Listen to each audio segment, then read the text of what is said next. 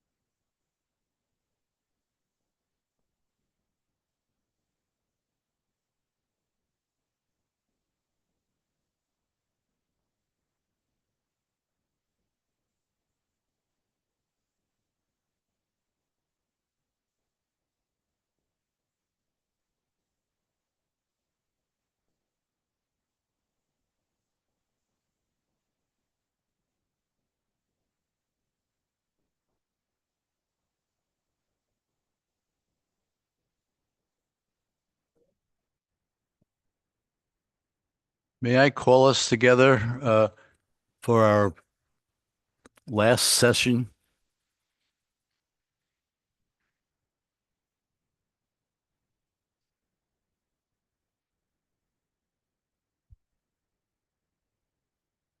Well, when we gathered for our this conference 17 days ago, there was the commitment to come back with some action plans and suggestions to help us to go forward.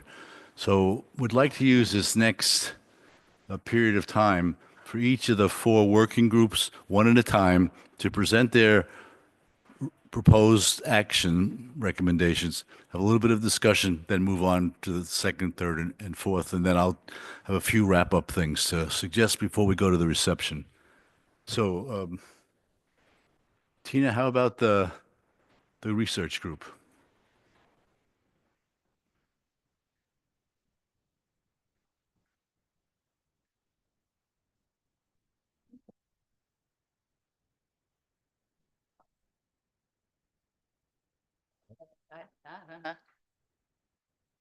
You want to go later? Well, I could just wing it, Tony. Um, yeah. That's an experienced teacher. Go ahead. Yeah, right. See what I can remember. So we came up with a really good document that we'll share with everyone. But one of the first things we did was got to know each other a little bit in our areas of research, in our areas of work, and in some of the things that we wanted to manage to get out of a collaborative effort. Um, we agreed to coming up with a platform, either Zotero or which is an academic platform for sharing research and working on collaborative research. But we might, so we have an initiative to to get our work together and a place where we can collect work from others and create some projects. One of the, I guess I should be following I should be following your outline. Let me see what I could say. Um, and, and Karen's up there with the notes in her head she was typing. Um, so that was one of the things that we want to do is get this collaborative platform together. We know that we want our work to be grounded in the voices of the refugees and migrants, um, and um, and also look longitudinally at things.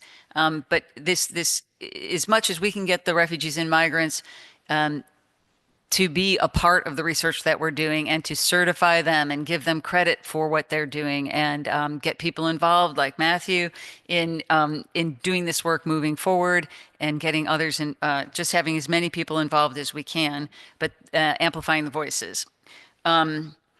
Some things that we need could be a support from the network to pay small subscription fees for a collaborative network platform. It's like $60 a year or something, but just so that we have it all in one place and it actually is something that RME can develop and share with others. Who do we need involved? We said we wanted to be able to ultimately involve policymakers, come up with strategic recommendations, things that grounded in the voices again of our of refugees and migrants, but that we can help them advocate to policymakers, but even starting at our own levels to try to see, I mean, in the US at least, we've got a whole bunch of people that we have to figure out how we're going to make a better life for them and help them actually be where they want to be. Do they want to be back in their own countries with better education and with better governments? So how can we prepare them? So we want to definitely have a line to government and to policymakers and to change.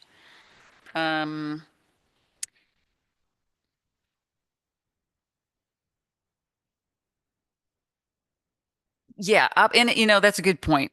We talked about making sure that what we're doing is within the bounds and within the legal bounds of those countries. One thing I did learn from my experiences with Jesuit Worldwide Learning is they always were invited by the government. They were always welcomed by the government, and went along with the rules thereof. And so, Greg brings up the point of making sure that we're working within the rules. So if that means helping people get documented or get, standing up using Michelle's resources and programs to teach people how to do that, these are all pathways to making change, but doing it within the boundaries of legal the current legal system and approaching it in a way that we're making friends along the road that understand what we're trying to do. We also talked about some of the the biases and the issues that, certainly in America, and we're going to have it in other countries as well, of, how do we frame what we're doing in a way that is positive and not just,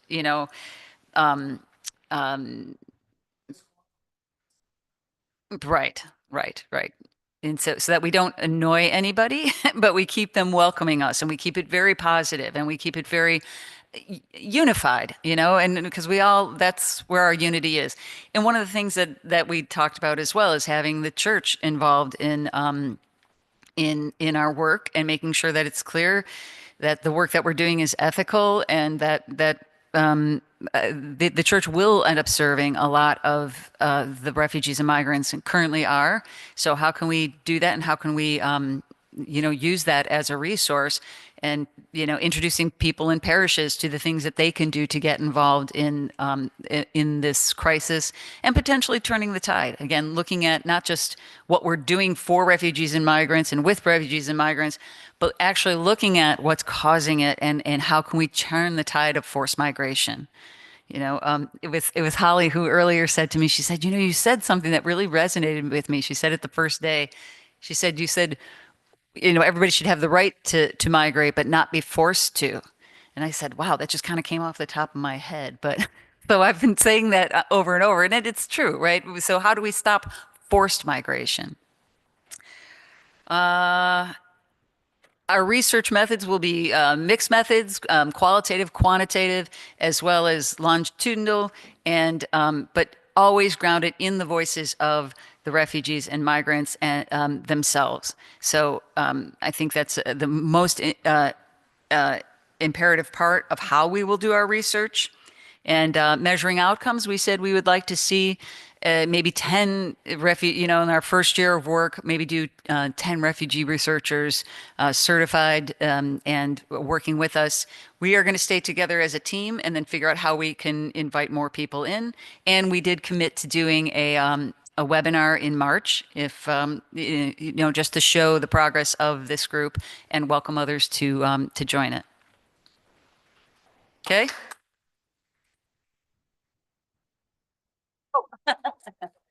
Could I add one thing to research?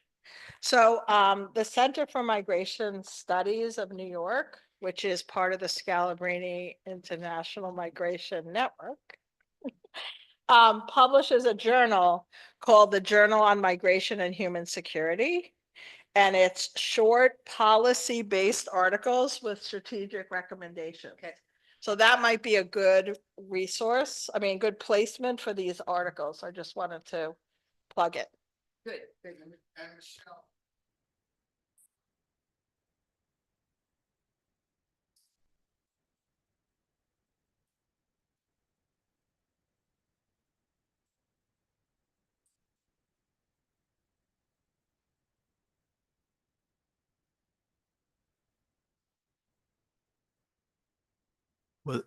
Were there other people within that group that wanted to bring up a point that you discussed that you thought were important?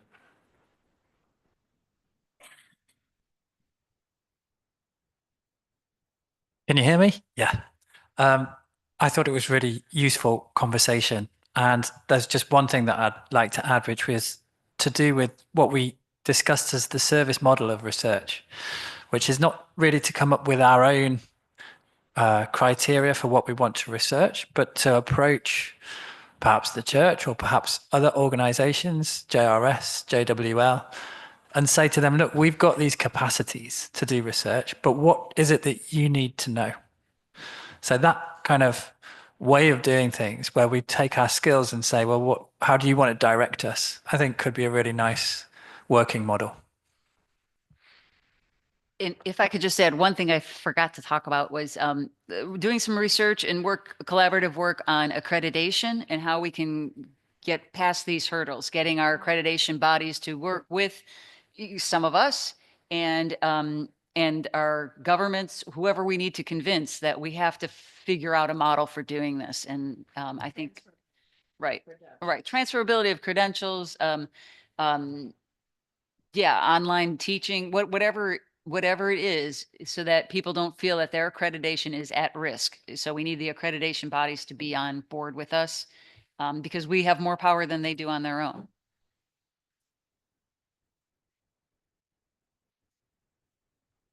Anything on the research topic from anybody else in the room that they want to put out on a table as something for us not to lose sight of?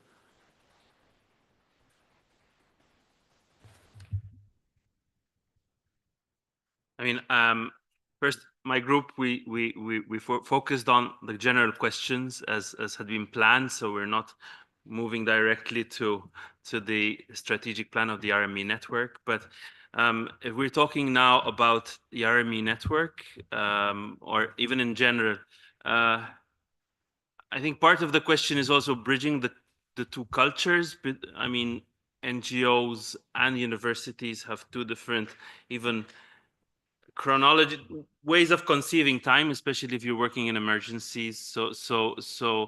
And we look at publishing papers, maybe writing a book for the next 5 years or so. Uh, there's already 2 crises past for for. So part of it is also bringing, I mean, help being clever and bringing these different interests and realities together. I mean, I remember sometimes one of the guys in RME, Drew, always mentioned that people on the ground have data points, but sometimes they're not being used by researchers to build something out of that. So again, part of the question is also how do we change even the narrative within the universities to make research on these questions, which are transformative, relevant to career paths, relevant to even, I mean, and relevant even to the NGOs who have to, I mean, bear with people hanging about, loitering in their places and not immediately solving problems. So how do we do that, and how do we produce also maybe as a network too something which is good quality, peer reviewed, respectable. Start doing this. I think at this point in the history of the network, be nice also for us to have this kind of visibility in the academia. Thanks.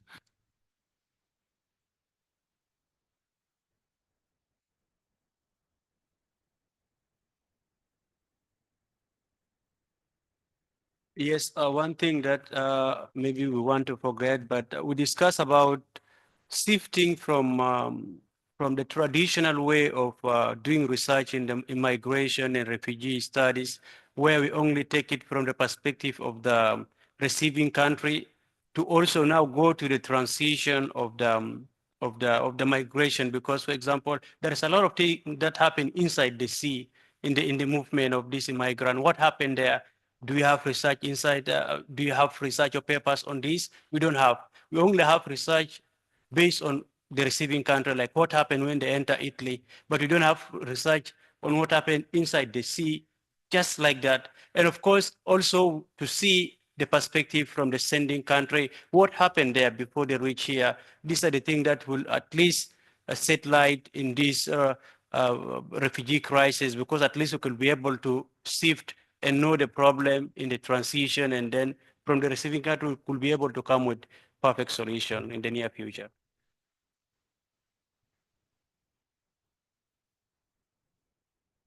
Tony, I wasn't in this group, but I think as a researcher in other areas, ultimately having some type of RME fellowship available to people that are interested in researching in this area. Oftentimes, faculty are looking at, oh, I can take a sabbatical, and you can parlay your 1 semester into 2 semesters if you have somebody to supplement that, and somebody working in this area for a full year can really move the needle. We did put that on the list. Well, or some kind of stipend or grants that we could collaborate with, especially that's where the NGOs can help us, is to, help us find funding to take the time to be able to do the work.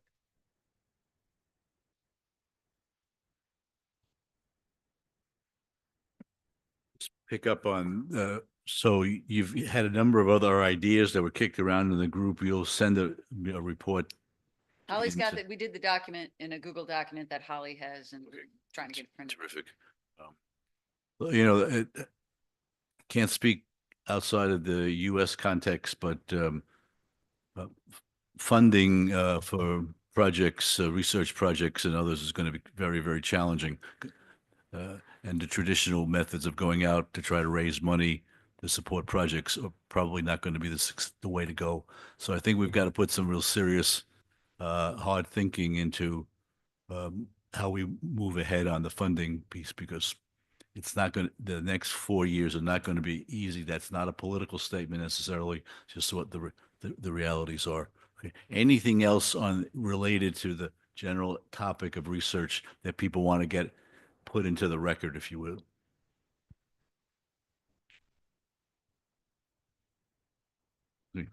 Thank you. So advocacy, Angelo, you're on.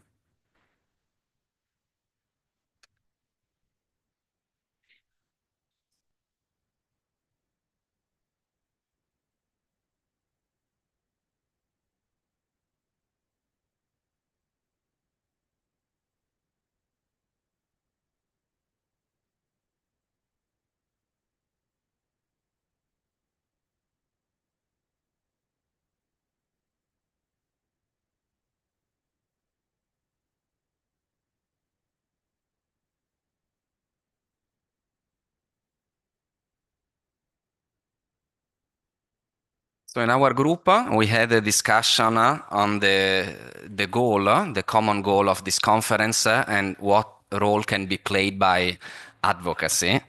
And we framed the goal in this way: how together as a network we can foster, from one end, the knowledge and understanding of global migration and forced displacement. And on the other hand, how can we enhance access to education and meaningful integration of refugee and migrant students, keeping hope alive?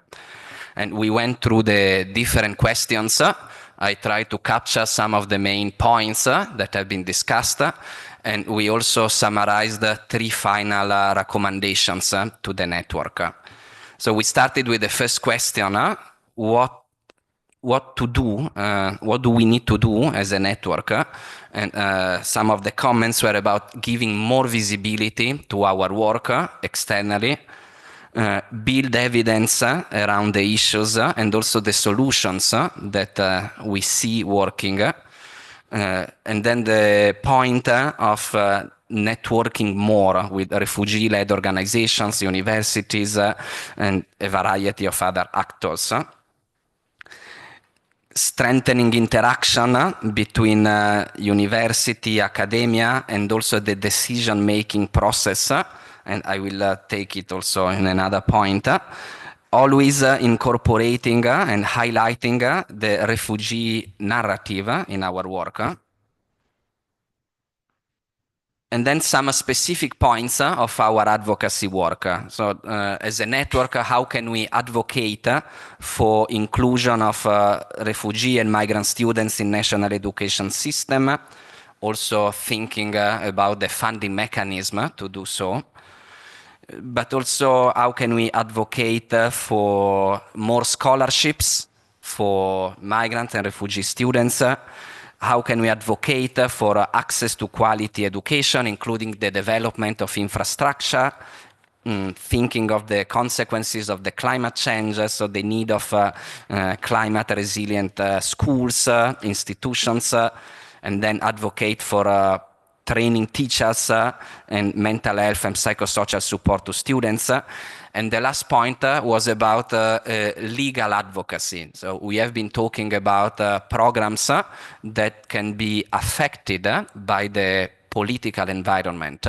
So how can we advocate to influence the laws and policies to let migrant and refugee students remaining in our education system, thinking also on undocumented migrants, asylum seekers, and other ways, including digital inclusion.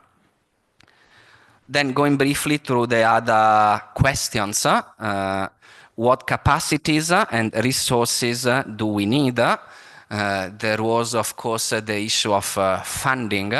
How can we raise and mobilize resources for our common work?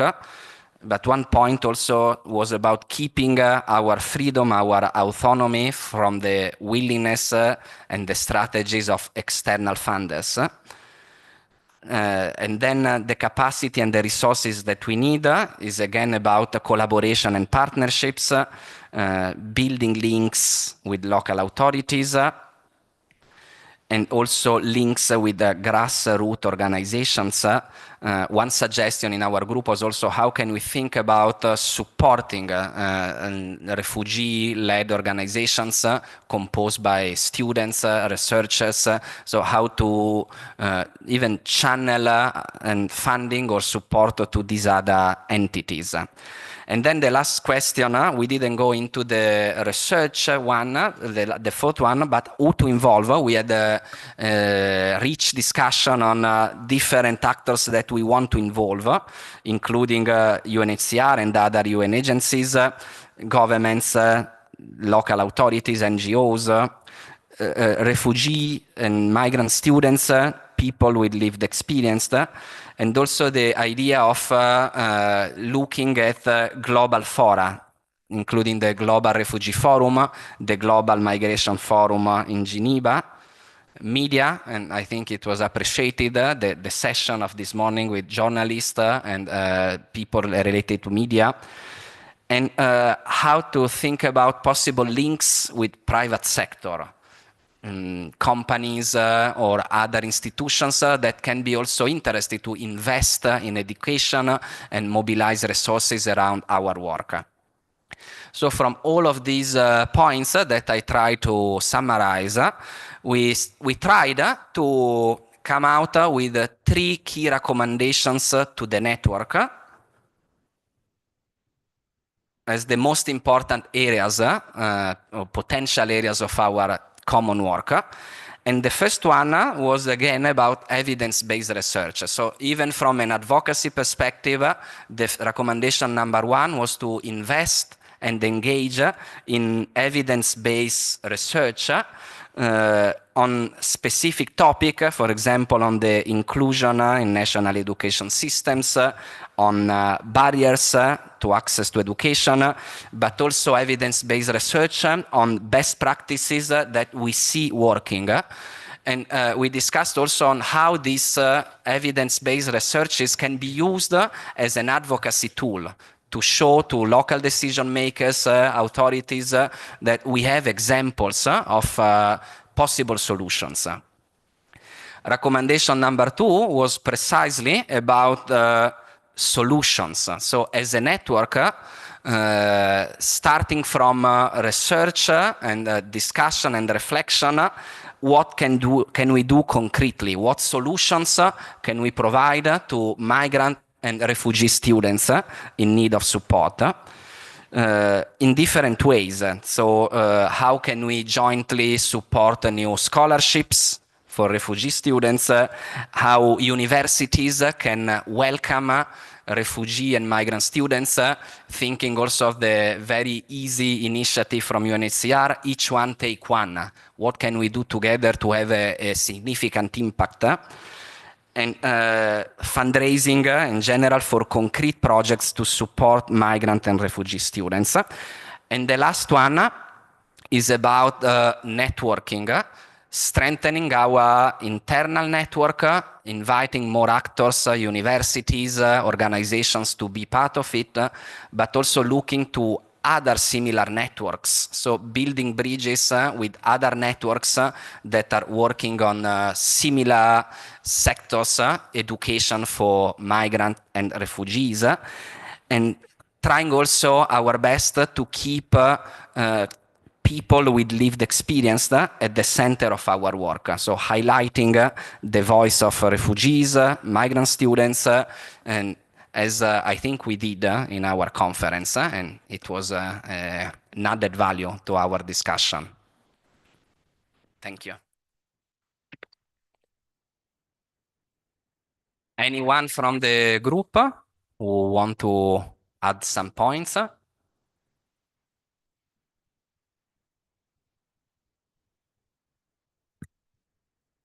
Thank you, Angelo, for a wonderful summary.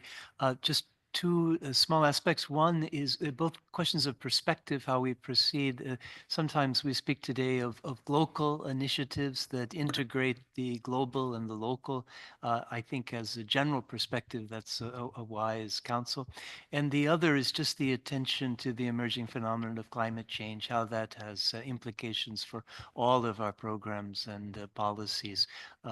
And including the very conception of who counts as a refugee.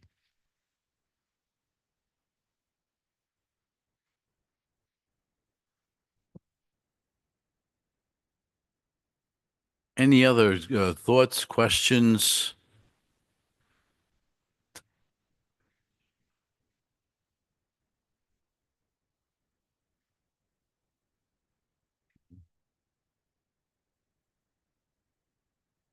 So our third area was education about refugees and migrants, and that's Michelle.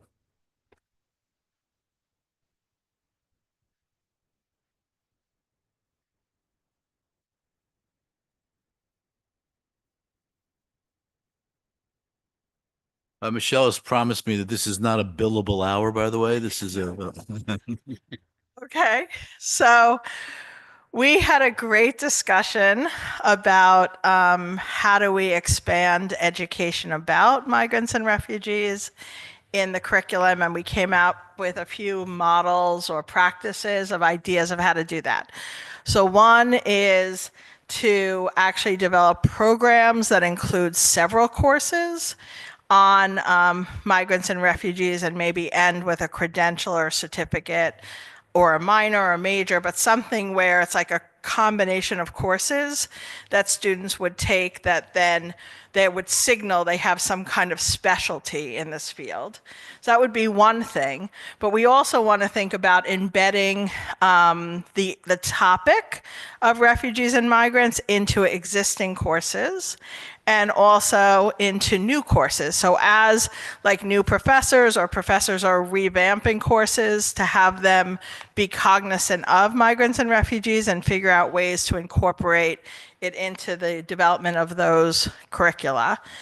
And then another practice that we can do on campuses is in living learning communities. A lot of schools have these communities where students live and learn together, usually in like freshman, sophomore year, and they're focused on a particular topic. So if there's a group that cares, for example, about global studies, we might be able to include the topic of refugees and migrants in their existing programming. Or we could suggest at our school to start a new section, a new living learning community about migrants and refugees. Another idea that came up was the curriculum around teacher training. So as we're training people to train others, like in social work and education, in nursing, lawyering, ESOL, international studies, that we embed refugees and migrants into that curriculum so that the teachers then have the capabilities to teach it to their students.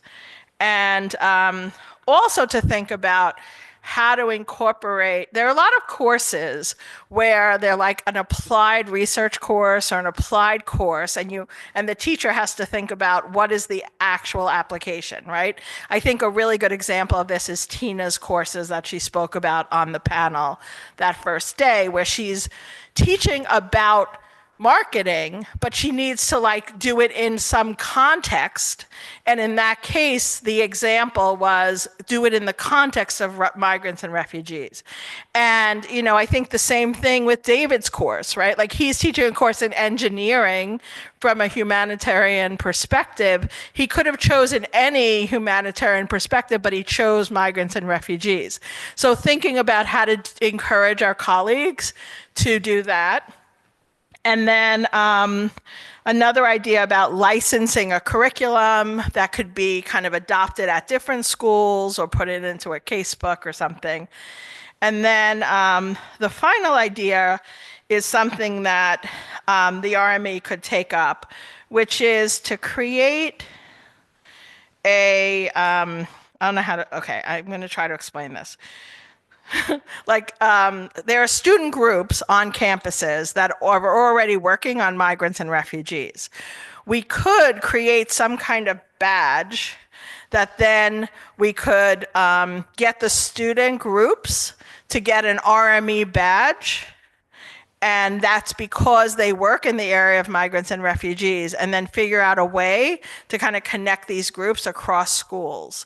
So we're starting to create a network or community of students who are interested in these topics. Was that a good explanation, guys, from my group? Yeah, okay.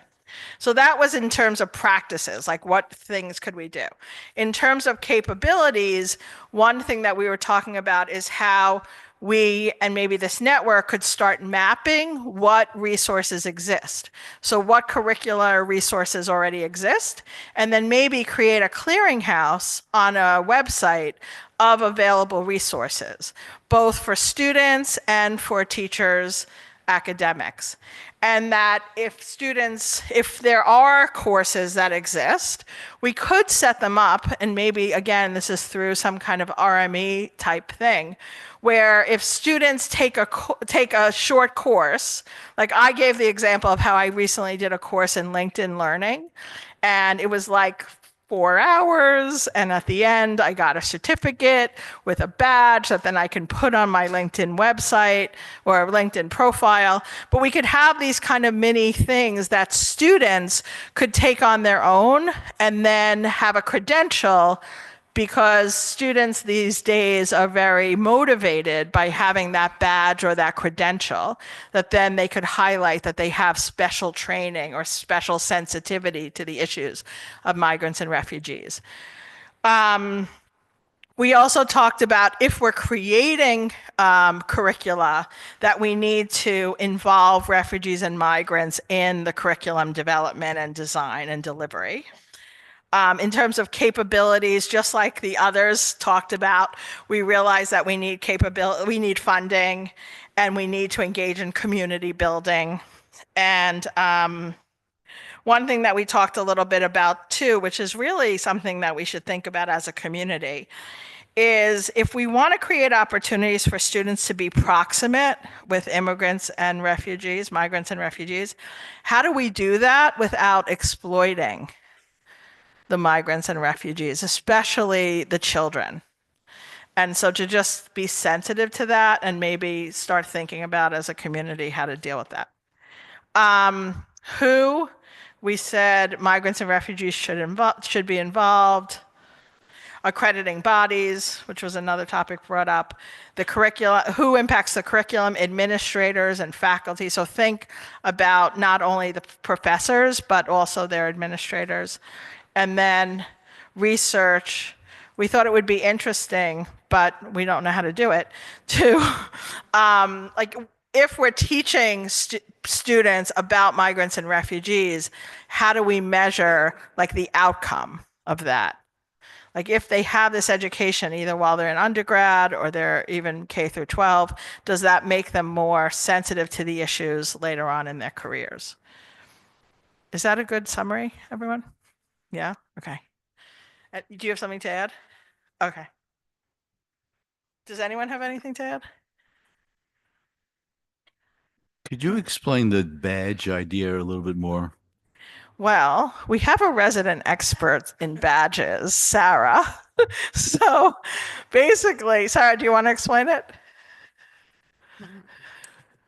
Yes, I'll explain the badge concept. So essentially what it is, where let's say someone who, it's typically not an online education, they're at, let's say, for example, University of Maryland Global College, which is a strictly online university, and they are part of an honor society, or if they take a stats class, stats 200, and they receive, a B plus or better, there are certain requirements where they have to meet that they can earn a digital badge. And this digital badge is sent to them, and then they put it on their CV, they put it on their LinkedIn, they put it on, their professional website, and essentially shows, I've accomplished this goal.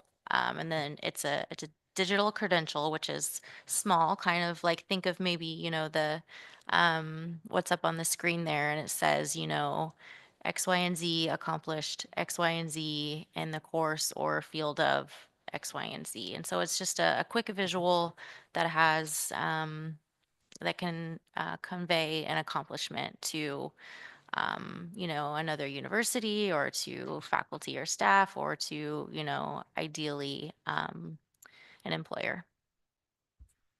Like, think in the United States, like Girl Scouts had those badges for doing those activities. But they're digital, and they're on your profile.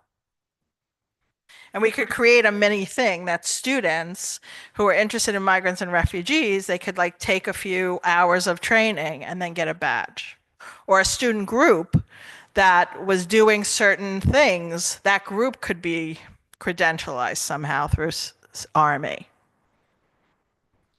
It's a little bit of a unique and new idea, but it's become very popular in at online universities and students. The students at University of Maryland Global Campus, where I'm a consultant, they love it. They're in high demand, and it's also an incentive for students to take some of the courses that offer these badges. So it's a unique idea. So we would be, you're walking right into this, by the way.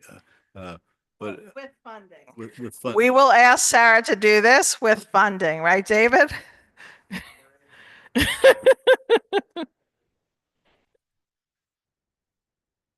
I'll do it for 5.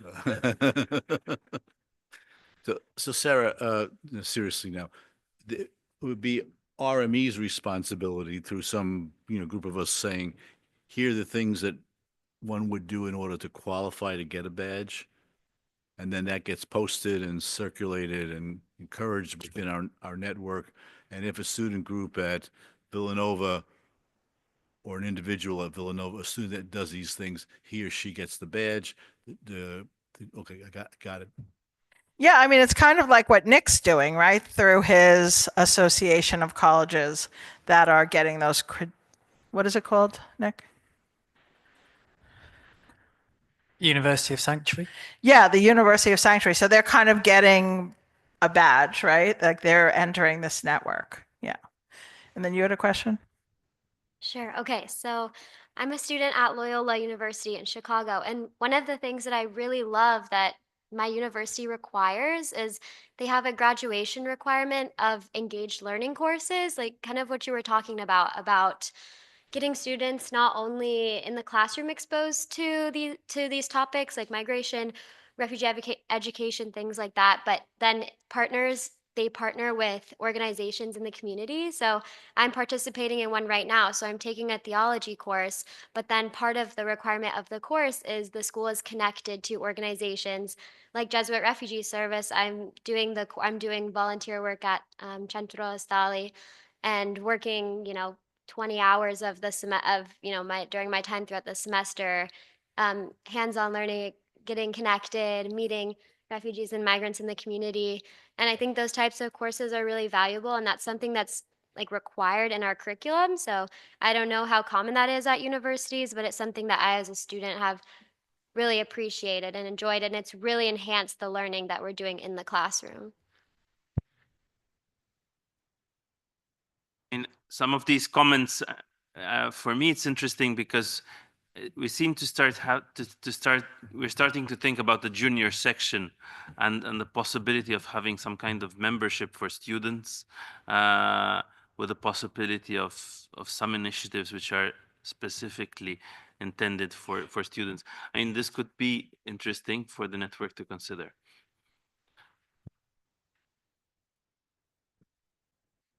I really like the badge idea, probably because I'm a scout leader as well. But seriously, we have talked about that at University of Sanctuary as well. So this kind of idea of awarding students for doing certain projects and recognizing that. So because they're so focused on their CVs, the conclusion we came to is that we'd probably need somebody or some entity to confirm that they'd done it. And then what RME probably doesn't want to be is the organization that's doing that. So what you might consider doing is delegating the authority to award the badges to a representative in each institution, if that makes sense.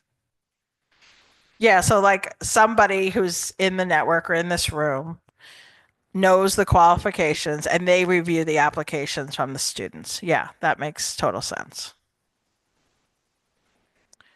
I'm intrigued by the idea, and not a Boy Scout, but we've got institutions that are already associated with us, so it's a network. No pun intended. We have a network, so that Tina could be the person at John Carroll to do exactly what you're saying. I like that. That's a very good way to do the certification. piece.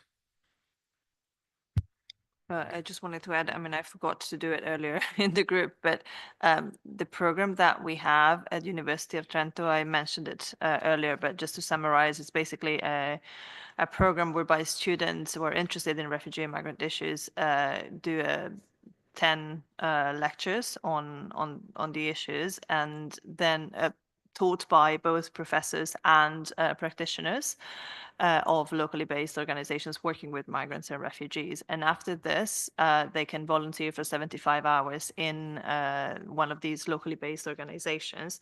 At the end of the program, they get 3 credits, 3 university credits, and also a digital badge. So we're sort of, I mean, experimenting it because it's only the second year that it's been introduced. The badge is given by the university upon sort of confirmation by the locally based NGO that the students have gone through the, I mean, have successfully finished their volunteering in the organization. So I don't know, maybe it's not really what we're talking about, but it's similar. So the digital badge is something that I can't say yet whether it's super popular with students, because indeed it's the second year, but basically the first year that students are going through the volunteering, but we've tried it. We're trying it.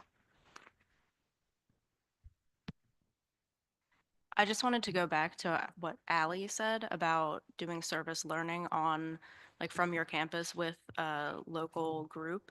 I actually manage a couple of those like activities. So I have students from Loyola in Baltimore and Johns Hopkins, University of Maryland, Baltimore campus who come in to my after school programs with refugee youth and work with them as like English tutors or helping them with whatever homework they have, and kind of mentoring them. And they also will get credits from their school as long as like I, as the program manager, am, you know, recording attendance. And in one case with Johns Hopkins, the staff of the organization gets paid to work with the students who are coming in and working with your youth.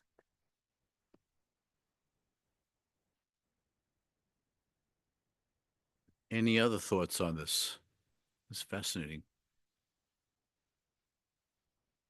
Could be a really interesting project for us to take on. And the long, to Renee's point, the beginnings of building a junior membership. Yeah, this has got real possibilities. Thank you very much.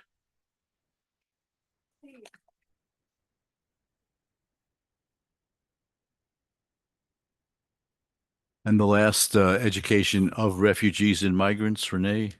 I give the floor to our rapporteur.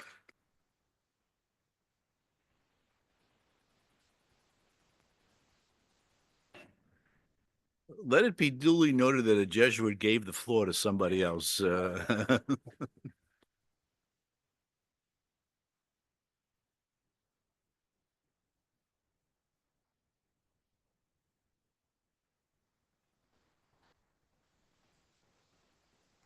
Oh, okay. So we were quite a large group, which was exciting. And talking about the education of refugees and migrants, we introduced ourselves and learned that we came from different types of organizations, and therefore our students were different. And so we tried to understand the context through which we were speaking about the refugees and migrants that we serve. So, for what do we need to do to achieve our goals, we talked about the importance of taking a more holistic approach, thinking about trauma informed approaches, social emotional learning of migrants and refugees. We talked about the importance of networking and transdisciplinary networking and learning from others, such as this conference, about different types of work that can help us fill in the gaps of what we do. And we also talked about transitioning from non-formal to formal education for migrants. In terms of capacities that we need in order to do our work, well, firstly, would anyone like to add anything for the first part from our group? Okay. So for what capacities we need in order to do the work, we talked about funding, right? If we want a more holistic approach, especially for teacher training and advocates and administrators, how to do so through that trauma-informed awareness and lens. And so how can funding help us with that? How can funding help with more skills for training? We talked about the importance of trans languaging and making sure that students don't lose their first language when they're trying to learn the language of the country in which they're integrating. In talking about funding, we also talked about the power-driven dynamics sometimes that come with that, and how the organization that's serving knows the need, but it might not be the same need that a funder wants to fund. And so trying to think about how to involve donors more in the needs of different programming, and also advocacy for institutional support. Anything to add for number 2, that part? So for who do we need to involve in the work? Well, funders, foundations, donors, and also policymakers. We also talked about for the transitioning of non-formal to more formal education, the World Refugee School. I don't know so much about the World Refugee School, but we talked about that. We also talked about the importance of coalition building and also a collaborative communication platform. So maybe if everyone in this conference right now had some kind of communicative channel to continue networking and idea sharing. And for how we will research the work, we discussed talking to researchers and professors and academia about how their research could help the day-to-day work of what's going on in different organizations. And so not so much only the students, but also the administrators. Would anyone like to add? Just a couple of things, obviously. So informal education is useful and important. So I mean, the question is the transition and the link between formal and informal education, because sometimes we get one and we're missing the other. On a more direct sort of note, so we went back to the idea of having an intranet or a members only section on our website, or a Slack channel where we could start putting together some of the information which we have, and to be able to have a place where we can share our materials and our knowledge. I think we're at the point where we sorely need this to obviously we probably need to find funding to do this more professional way, but it can be done even in a simpler way, and to get the members in a place where they're sharing documents and course programs and videos of courses and other stuff. It can be done quite easily today, and we need to move on that, I think, as a network. But and there are obviously other points. I don't want to take too much time, but sort of the other thing we mentioned a bit on funding is how to sometimes to get the donors to see what we're doing, and maybe help them to come up with the idea we want them to come up with after having seen the need, after having spent some time. I mean, it's not always easy, but so again, it won't be easy, I think, with to have to do fundraising in the current situation, especially with the increase of the number of refugees worldwide, and the fact that some of the donors are moving to other issues. And we also mentioned the idea that sometimes what we need funding for is the boring stuff, like classes and having the lights on, and that's not exciting. I mean, especially if you have donors coming from the business world who want some great new projects which is gonna revolutionize the refugee education industry.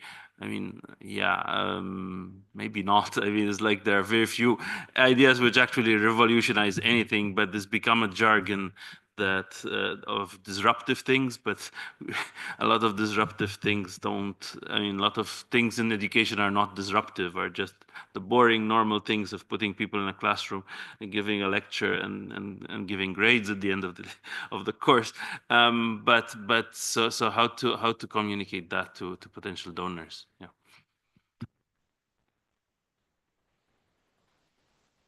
Would anyone like to add anything or make any comments? Okay. If there are people in the room who would be interested in helping to work on the updating, revision, development of the RME website, please be in touch with me. I think Renee is absolutely right. It's the time for us to take what we've had, what we have, and bring it up to a level that will be more useful to our members. So if you're interested in working on thinking through what a revised, updated website, please be in touch with me. I'm reasonably confident that I can raise a little bit of money to help move that project. That sounds like something that maybe a university student with an interest in refugees and migrants could do and earn a badge. Definitely. They get 3 badges for that one. And get awarded a master's degree. I'm actually something else. Any other thoughts, suggestions on education of refugees and migrants? Thanks. Okay, Thanks thank very you. much. So for those of you who gave reports, if you would feed your information to Holly, Holly is putting a Google Doc together that will have all of that in place. As soon as we get it in place, we will circulate it to the rest of us. So please. So just before we move into the very last 15 or 20 minutes, any questions, reactions, thoughts that are percolating on people's minds that they would like to share before we bring the conference to a close?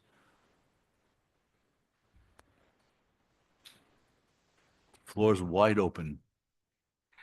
I mean, Tony, maybe you could tell us a little bit about the strategic plan and where we're going, where we hope to be in 3 years' time. I mean, how we're going to get there.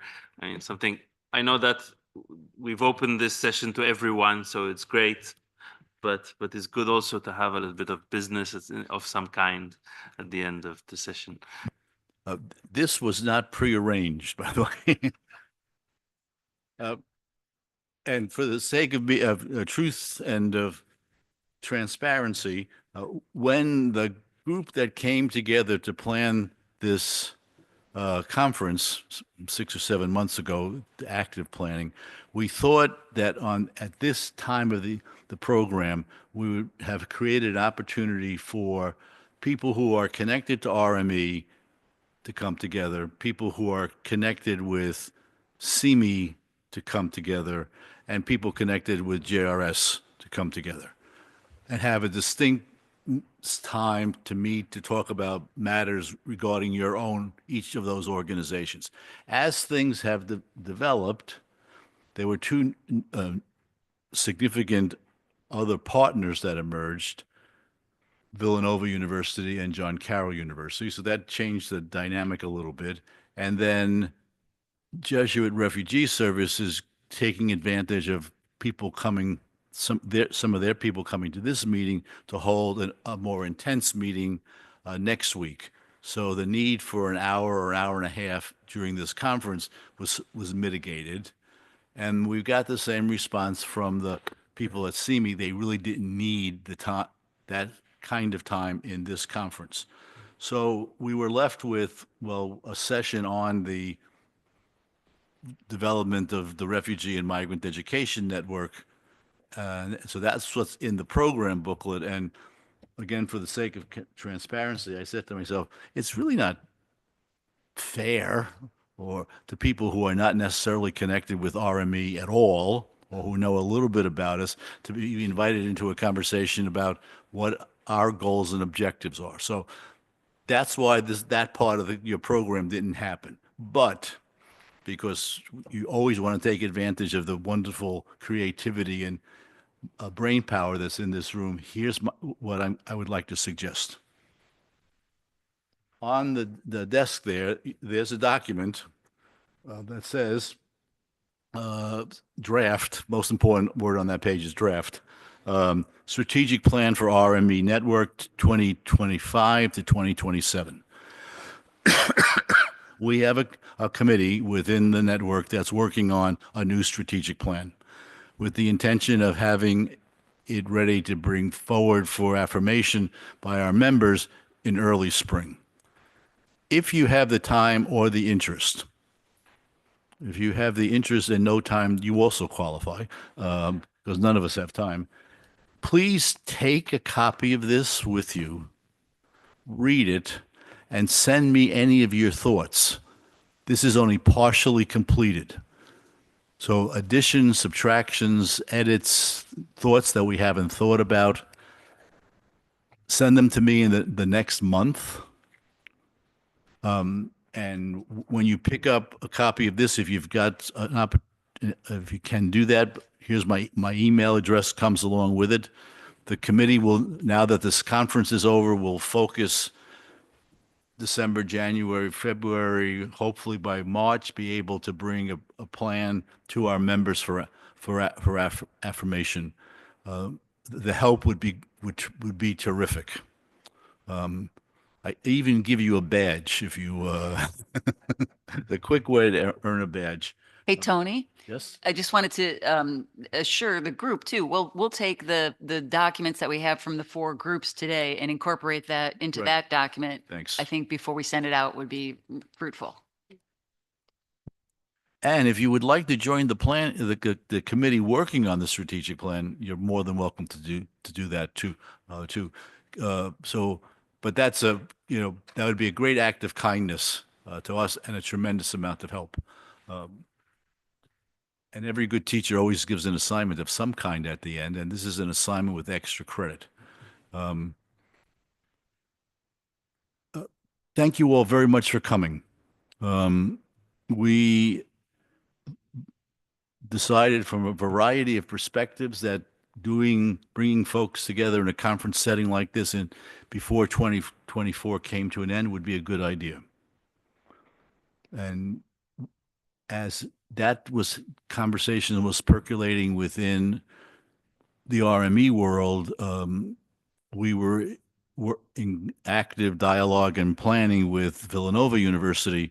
And then there were some administrative issues within the university that made it look like it would be impossible to do the conference in this calendar year.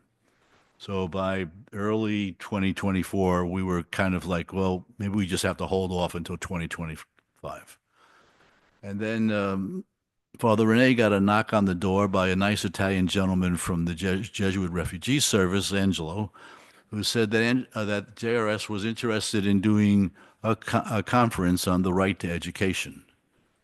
And the word that Angelo got was, so RME could be a help in planning that conference. So go talk to Renee and then Tony and see we can do something together. And then we mentioned that to Aldo Skoda from the Scalabrini Institute, and Aldo very kindly and generously said, yes, this would be a good time for us also to join in a conference like this in an active way. Simi has been involved with us from the very beginning, and then was even more gracious in saying, I'll go to the rector, the dean of theology, who spoke to us for a few minutes, and then the rector to see if the university was willing to host the meeting. So there was a wonderful bringing together of organizations and individuals to make this conference happen in a way that back in January was not on the radar screen at all.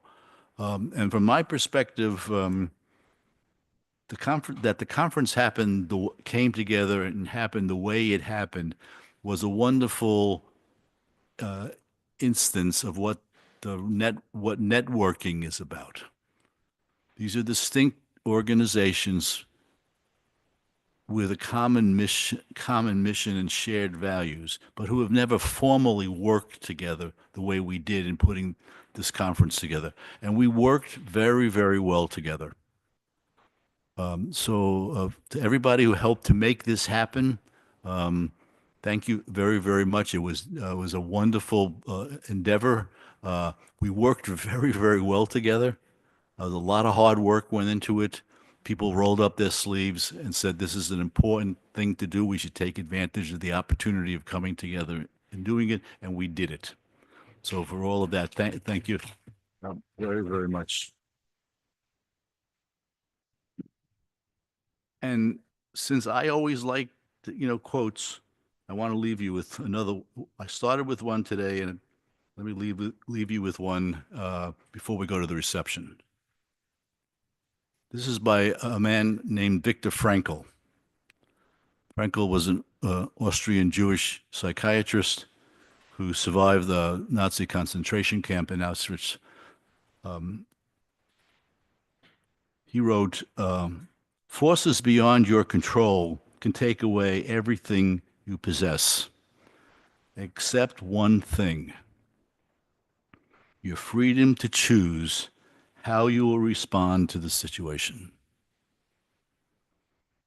The one thing they cannot take away is your freedom to choose how you will respond to the situation. These are very, very challenging times. We're a global community in facing problems and difficulties and challenges that in many ways seem beyond our capacity. And we can give up, or we can choose not to give up. We can use this moment of uncertainty and insecurity to be an invitation to a deeper level of commitment. So my hope is that you all made a new friend these last days. We maybe dreamed some dreams about new programs and possibilities and ways of collaborating. And most importantly, we have renewed our individual and common commitment to accompany migrants and refugees, our sisters and brothers, on the journey towards the world of justice and peace and fullness. Thanks very much. Let's go enjoy the